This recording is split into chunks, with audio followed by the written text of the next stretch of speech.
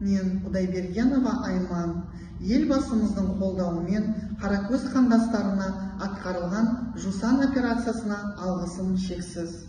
Нұрыңды қалай шаштың біздерге, шатаспапты ғой халқым сені қағазға кеп түзгенде. Ойын қандай биік еді тазадан, көзін қандай өткір гауһар асылдан, қандастарыңды ойлап тұрған жасыдан. Жүрегің қандай кең еді сенің мейірімді, ашуыңнан озатындай тасыған.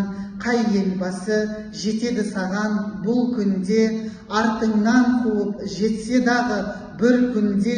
Жоқ, ешкім саған тең келмес, олардың бәрі әншейін ғана құр елес.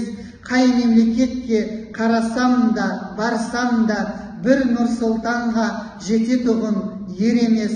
Отоба қылдым Алланың бұл құдіреті, Нұрсұлтанды берген бізге ел беті. Дегенменен айтайын мен мадақты, жаратқанға бір Құдайға құдіреті. Одан кейін білдіремін алғысты, елбасыма ер жүректі ел беті.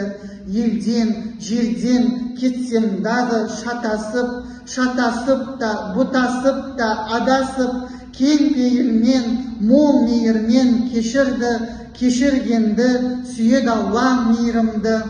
Жетім менен жесірлерді жарылқап, жетім менен жесірлерді қорғадым. Пайғамбардың асыл үнін өз ісіңмен жалғастырып қолдадым. Сауабыңды берсін саған бір Алла, жәннат бақтан жеміс көрсін Нұр аға.